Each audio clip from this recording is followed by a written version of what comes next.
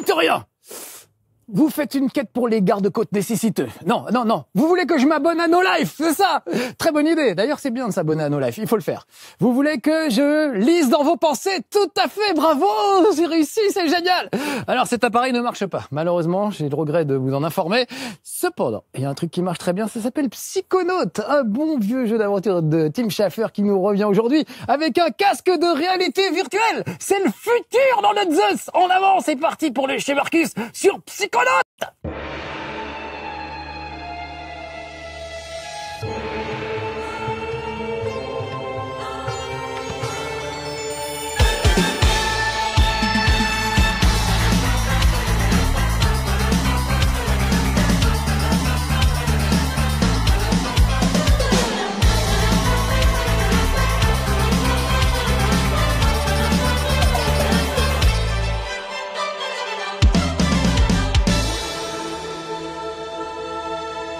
Ah, la VR, je ne m'en lasse pas. Toutes les semaines, j'ai pas lâché l'affaire. Je découvre un nouveau petit jeu à découvrir en VR. Et aujourd'hui, c'est un point and click. Comme quoi, tous les genres s'y prêtent finalement. Réalisé en plus par Tim Schafer de Double Fine, le gars à qui on doit des grands jeux, les meilleurs point and click de tous les temps, comme Day of the Tentacle et compagnie. Et là, c'est Psychonaut, ça existait déjà, souvenez-vous, sur Xbox il y a longtemps. Et ben maintenant, ils reviennent en 3D, une petite aventure, hein, ça dure à peu près 3 heures, mais franchement, c'est très très bien foutu. L'idée, c'est que je suis un psychonaute, c'est-à-dire je peux voyager dans l'esprit des gens, il suffit que je les regarde pour me projeter dans leur esprit. Là, regardez, je suis dans l'esprit d'un type qui visiblement a été capturé dans un laboratoire un peu bizarre. Je pense qu'on fait des expériences sur moi. Il y a des scientifiques avec des drôles de têtes tout autour. Et voilà, il va falloir que je me sorte de là. Donc moi, je m'appelle Rasputin, c'est un petit bonhomme, un petit garçon tout mignon. On va découvrir ma famille tout à l'heure. Et là, je suis dans le corps du père de famille en quelque sorte, et il va falloir que je trouve un moyen de le sortir de là. J'ai réussi à me transférer dans son esprit, je vois ce qu'il voit, et il voit des gens bizarres tout autour. Donc par exemple, je vais me projeter dans la tête de ce gars avec le scaphandre, il suffit que j'appuie sur la touche carré, et voilà, je me retrouve à sa place, devant un comptoir, et regardez là-bas, c'est moi, enfin, c'est mon père, j'étais dans le cerveau de mon père il y a quelques secondes, et je me retrouve devant ce tableau de bord avec des trucs pour enfants, ça n'a pas l'air bien compliqué. Je vais appuyer sur un bouton, donc j'ai un pouvoir mental qui me permet de déplacer les choses, de la télékinésie, et là, oh, regardez, ça fait un petit truc qui fait poète en plus, je peux leur mettre un petit coup. Et ça a bougé la plateforme, vous avez vu, en haut à gauche, donc je vais rappuyer encore un coup, il suffit de regarder et ensuite d'appuyer sur le bouton. Et voilà, j'ai déplacé la plateforme et l'autre gars en scaphandre est devant l'ouverture d'une sorte de coffre qui est au-dessus de ma tête. Très bizarre ce truc. Je vais aller voir ce qui se passe là-haut. Je rentre dans l'esprit de ce monsieur là-haut sur le petit plongeoir, voilà. Et il voit cette trappe qui est fermée, que je ne peux pas ouvrir. Par contre, regardez, il y a un petit code là. Étoile, poulpe, poisson. Étoile, poulpe, poisson. J'ai vu un gars là-bas devant un tableau de bord qui ressemblait beaucoup à ça. Toujours un tableau de bord, on dirait des jouets pour enfants. Et je vais essayer de taper ce code. Donc, étoile, poulpe, poisson. Voilà. Et enter. Enter. Ça fait un truc. Mais quoi? Ah, ça a ouvert là-haut, ça a ouvert le petit coffre. Allons voir. Oh, alors ça c'est une substance, une saleté de substance qui vrille le cerveau des psychonautes, qui les fait complètement délirer, ça s'appelle du délirium je crois d'ailleurs.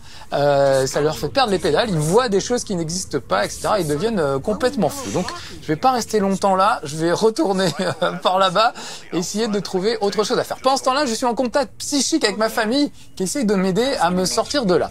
Donc il faudrait que je leur donne des indications sur l'endroit où je me trouve. On va aller voir ce gars qui était en train de lire une BD.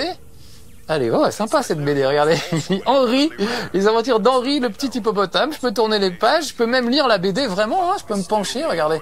Je peux voir absolument tous les détails, c'est fou, ils ont vraiment fait une petite BD un peu rigolote, un peu cartoon. Je trouve ça sympa. Ah, et encore un code. Étoile, prère, étoile. Étoile, prère, étoile. Eh ben, on va essayer ça. Étoile, prère, étoile. Alors, étoile, prère. Merde, non, pardon monsieur, j'ai un peu visé à côté. Et étoile, voilà. Et là, ça fait quoi? Ça a allumé, regardez, je suis du regard cette espèce de tuyau qui s'est allumé.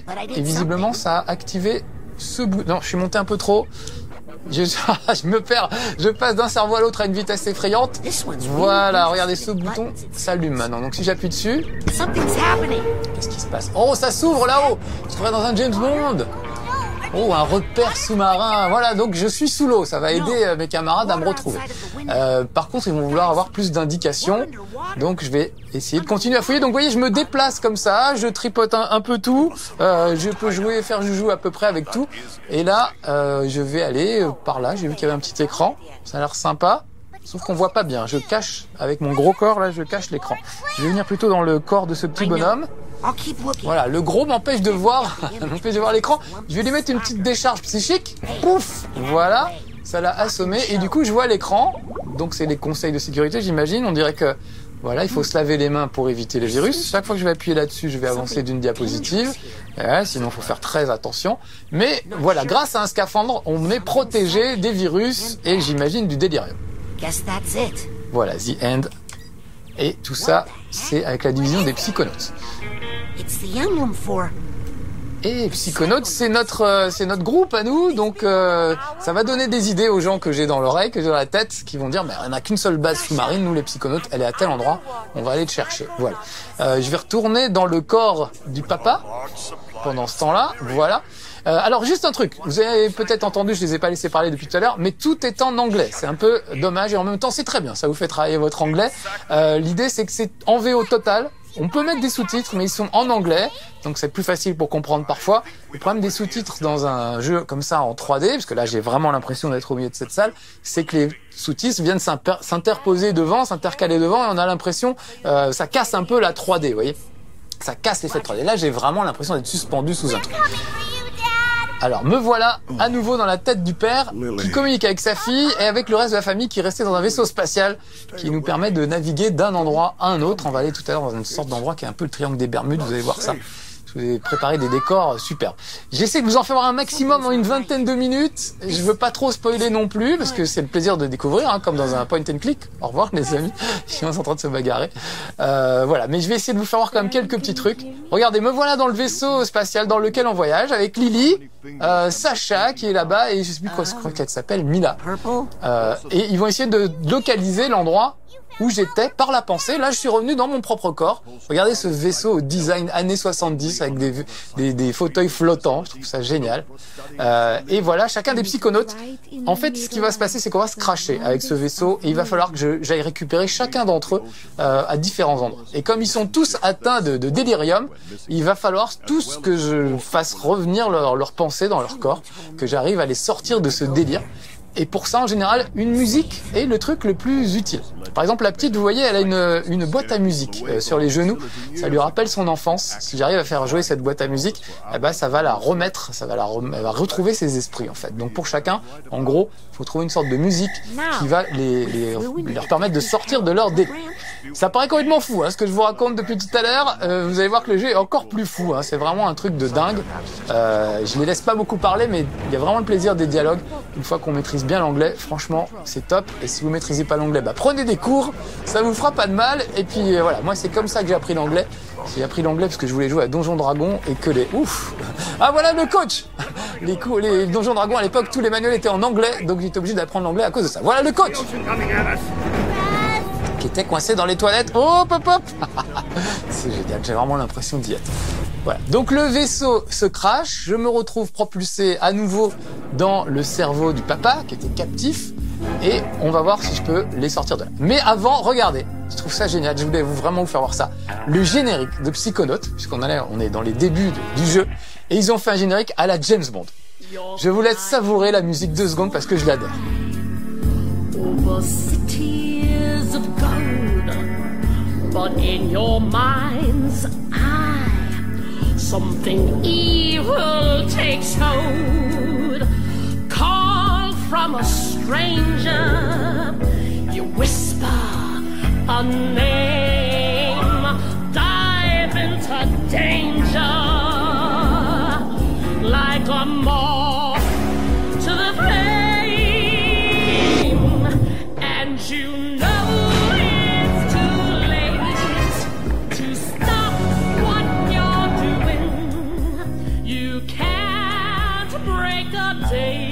Voilà, j'ai gardé le silence un peu parce que franchement, vous avez entendu, ils ont vraiment fait un vrai générique de James Bond. Ils ont enregistré une chanson exprès qui ressemble vraiment à James Bond. Et cette espèce de truc lassif, depuis le début, on a l'impression que c'est une petite robe rouge un peu sexy. On s'aperçoit que c'est un gros cerveau tout moche en fait, alors que c'était une texture très sensuelle et tout ça. À la fin du clip, on s'aperçoit que c'est un cerveau, voilà, avec le nom de Tim Schafer, les petites bulles et tout ça. Voilà. Bon, je suis désolé, il n'y a pas beaucoup d'action pendant ce temps-là, mais c'était pour vous montrer jusqu'où ils ont poussé le délire. Je trouve ça assez fabuleux. Donc me voilà à nouveau dans le laboratoire. Et cette fois, je suis revenu dans mon propre corps. Là, j'ai été capturé moi-même. Regardez, je retourne dans le corps de mon père et je vais pouvoir me regarder moi-même. Voilà, ça c'est moi, c'est Raz. C'est le personnage que vous incarnez, alias Rasputin. Donc son petit surnom, c'est Raz. On va le voir d'un peu plus près. Voilà, où est-ce qu'il est ? Il est là, sur le côté. Et regardez, oh, sur le côté, il y a un petit code là, sur ce truc-là. Qu'est-ce que c'est ? Prère, étoile, prère, gros poisson, c'est ça ? Attendez, je vais me mettre dans... Ici, on verra mieux. Où est le... Voilà, il est là. Je vais le tourner. Prère, étoile, prère, gros poisson. Allons-y.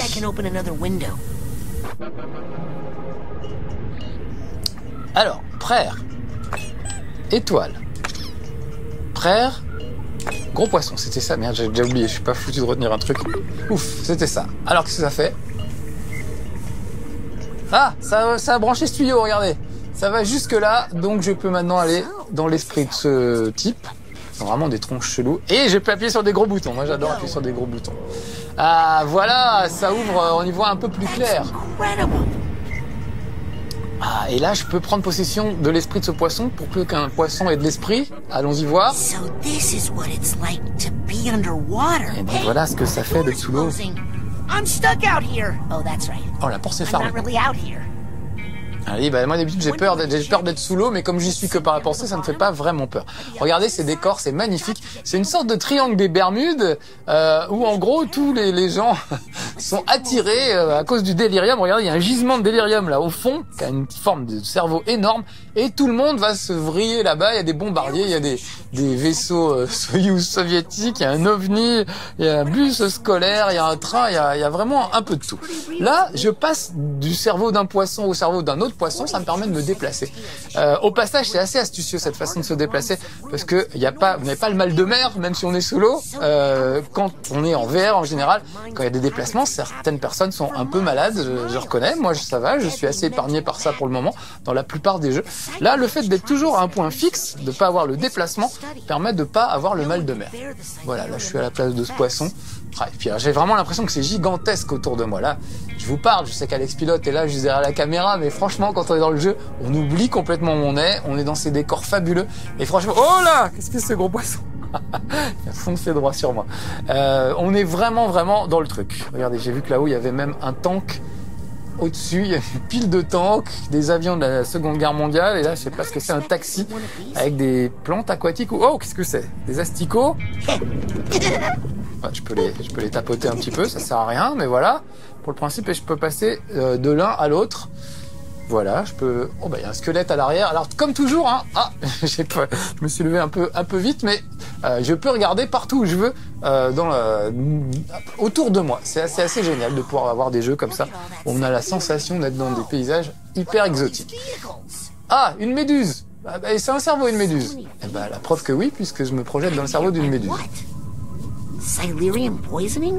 Je vais essayer de descendre, là, il faudrait qu'un poisson s'approche. En voilà un, très bien.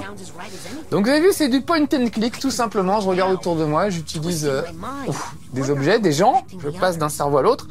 J'ai des pouvoirs psychokinésiques, là ils ont été un peu limités à ce moment-là de l'aventure, mais normalement je peux déplacer des objets à distance, je peux taper, ça j'ai encore ce petit pouvoir-là, je peux passer du cerveau d'un personnage au cerveau d'un autre personnage.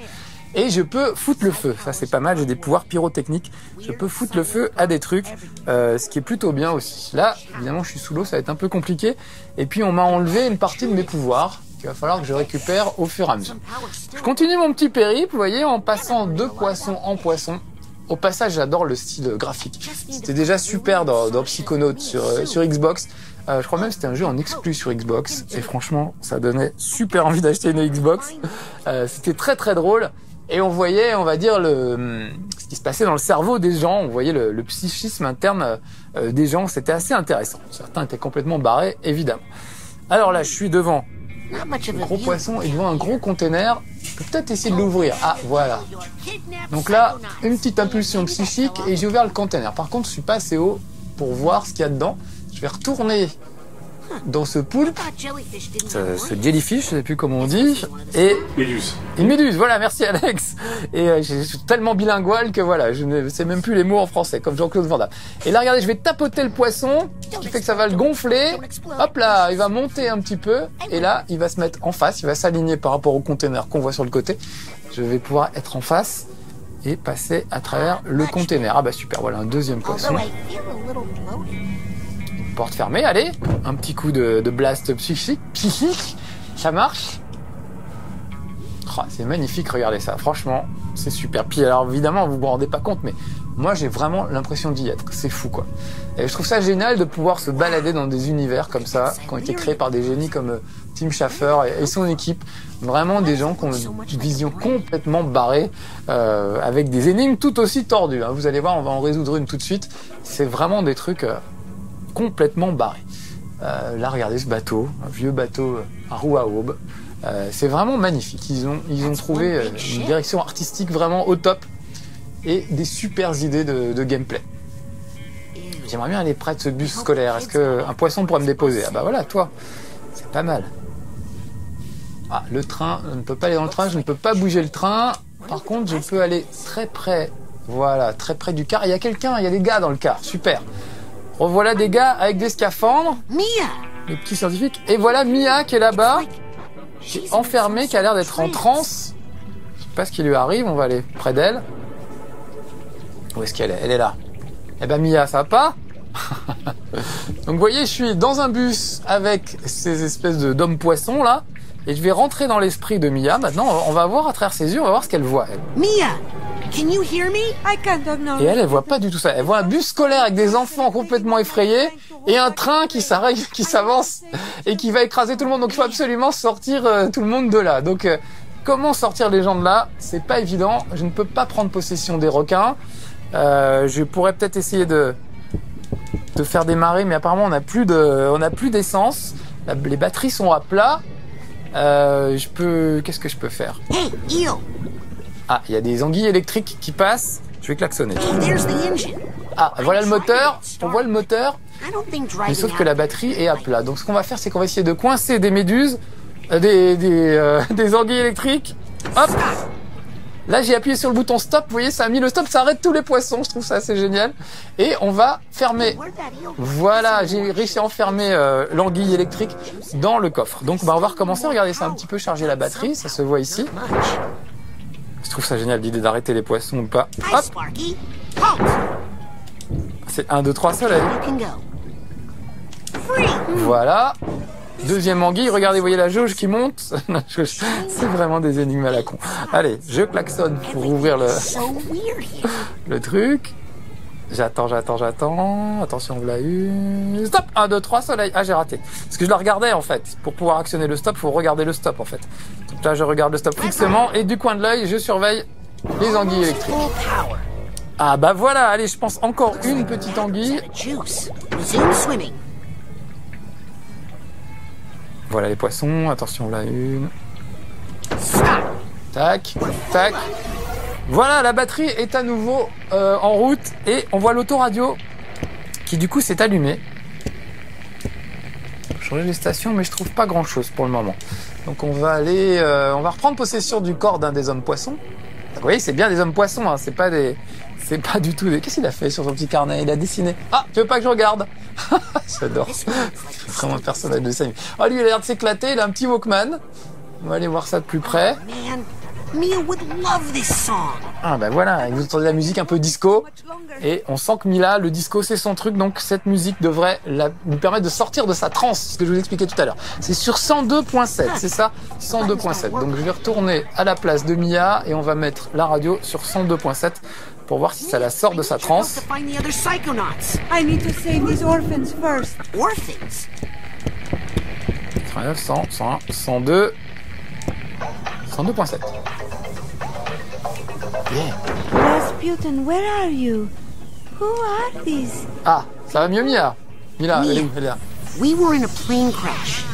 I'm in the research outpost. I think those guards work for Truman's kidnappers. And our kidnappers too, it seems. Are you with the others? No. J'adore, elle est très sexy. Je la trouve très très jolie. Vous pouvez voir son petit dessin? Ah, il est en train de la dessiner. I can do much of anything right now, Rasputin. Something's Alors, ce qui est pas mal, c'est comme ils ont tous l'esprit relié, toute cette famille a le pouvoir d'aller dans l'esprit des autres, ils peuvent se refiler des pouvoirs. Donc, ce qu'elle va faire, dès qu'elle ira un petit peu mieux, elle va me redonner, elle va me transmettre son pouvoir de télékinésie. Donc, je vais pouvoir bouger des trucs, et notamment ce levier-là, qui va me permettre d'éviter que le train arrive sur tout le monde. Vous voyez là, elle se concentre. energy on you, young man. I'll focus on boosting your telekinetic ability, just in case you run into any more Oui, runaway ils ont un trains. petit accent russe pour certains. Du coup, ça aide à comprendre l'anglais. Si vous n'avez pas un accent anglais très pur, leur accent un peu pourri permet de mieux comprendre. Donc normalement, Yikes. je devrais récupérer mon petit pouvoir de télékinésie. What should I try to lift first? Si tout va bien, voilà. On me montre en plus comment ça marche. Notez au passage les menus, vous voyez, avec toujours ce truc à la James Bond, avec des tas de petits dessins qui flottent tout autour. C'est vraiment stylé ce jeu, vraiment parfait. Donc voilà, regardez, je vais me concentrer là-dessus et on va le bouger, tout simplement.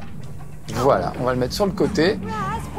Et regardez, ça déclenche l'arrivée du train. Mais normalement, si j'ai bien tourné l'aiguillage, ouf. See? Exactly as I planned. Voilà, on a eu chaud. Très bien, on s'en sort bien, je trouve. C'est pas trop mal, tout le monde est content. Je vais poursuivre mon exploration, on va essayer de trouver d'autres membres d'équipage. Il nous reste combien de temps, Alex? Est-ce qu'il reste un peu de temps? 2 minutes. 2 minutes. Alors j'ai 2 minutes pour vous faire voir encore un petit truc, une petite énigme vite fait. Vous montrer comment on déplace des objets notamment. Et on va aller vers ce gros bombardier où se cache la petite fille qui elle aussi a des hallucinations. J'espère que j'aurai le temps en 2 minutes de vous les faire voir. Et il va falloir que je la sorte de sa transe hypnotique elle aussi.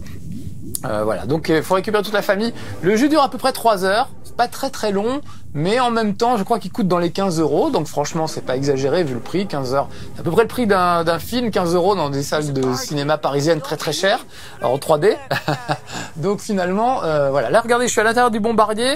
Je peux même appuyer sur les boutons pour tirer sur ce pauvre poisson qui n'en demandait pas tant. Voilà, lui il s'en fout. On va plutôt aller à l'intérieur du bombardier pour retrouver tout le monde. Regardez, ils flippent visiblement, il se passe des choses. Ils sont un peu inquiets, ils ont peur que ça explose. Il faut dire qu'il y a des tas de bombes tout autour d'eux, donc ils ont une bonne raison de flipper, à mon avis. Surtout si ces bombes n'ont pas été désactivées. Donc regardez, je vais à l'arrière du cargo et là, elle est là. Elle a été enfermée à l'intérieur. Ils la maintiennent visiblement. Et je peux pas encore accéder à son pouvoir, mais elle est en train de taper sur une bombe. Regardez, si je vois bien, elle tape sur une bombe avec un petit marteau. Qu'est-ce qui lui prend? On ne sait pas. Alors les bombes, regardez, moi je peux prendre une bombe et la déplacer, la poser où je veux. Pendant ce temps-là, voilà. Heureusement, comme c'est sous l'eau, tout ça, ça a été désactivé. Voilà, c'est juste pour vous montrer comment on peut déplacer des objets juste par la pensée. En plus, ce qui est fort avec le casque de réalité virtuelle, c'est qu'on a vraiment l'impression de le faire. On a vraiment l'impression qu'on déplace des objets avec la pensée. Et là, regardez, je suis dans l'esprit de la petite fille. Elle n'est pas du tout dans un bombardier avec des bombes. Elle est dans un jardin avec des fleurs. Et elle voit des petits animaux gentils à la place des hommes poissons. C'est quand même assez curieux. Regardez, je peux déplacer aussi les fleurs par la pensée. On va ouvrir ce truc. Là, qu'est-ce que c'est? Il y a un rat. Je vais aller me mettre dans l'esprit du rat. Et là, vous voyez que l'échelle change. Je suis dans une boîte à chaussures. À côté de moi, regardez des gâteaux. Ça donne faim. C'est l'heure de faire 4 heures. Je peux déplacer des gâteaux. Voilà. Bon, les bombes aussi. Donc, il va falloir que je la sorte de sa petite torpeur. Et pour ça, je vous l'ai dit, le mieux, c'est la musique. Là, je vois qu'il y a sa boîte à musique. Je peux la faire venir jusqu'à moi. Je peux la tourner dans tous les sens. Là, j'ai vraiment l'impression d'utiliser ma pensée pour bouger des objets. Je vais la mettre là-bas. Allez, je vous livre une petite énigme. Ce sera la dernière. Et après, je vous laisse, les amis. Je vais la poser ici. Je vais prendre possession du rat. Voilà. On va enlever cette bouteille de conserve qui sert à rien. Et regardez, il y a une petite puce ici. Je vais la déplacer. Je vais la mettre à l'intérieur de la boîte à musique. Et maintenant, je vais prendre possession de la puce. Parce que la boîte à musique est cassée. Donc, on va réparer ça de l'intérieur. Vous voyez, je vais enlever les petits bâtons, les petits bouts de bois qui obstruent le mécanisme. Voilà. Ah, like music to my ears. De la musique à mes oreilles, littéralement. But Et ben voilà. Et du coup, cette musique, normalement, devrait permettre à cette jeune fille de revoir le monde par ses propres yeux et de voir qu'elle est en train de taper sur une bombe et que c'est pas forcément une très très bonne idée. Voilà. Bon les amis, je vais vous dire au revoir. Franchement, j'ai adoré Psychonautes en VR. C'était un bonheur, aussi bien que le vrai Psychonautes qui était beaucoup plus long. Hein. Ça durait beaucoup plus longtemps. Mais voilà, comme quoi on peut faire un point and click en VR. Ça permet de se projeter dans des univers complètement délirants. Et moi j'adore. Et il est pas trop cher, en plus 15 €. Donc je vous le recommande. Et ça prouve une fois de plus qu'il y a toujours de quoi faire avec la VR. C'est mon vieux combat depuis longtemps. Allez, à bientôt pour un prochain chez Marcus, en VR ou pas. Ciao.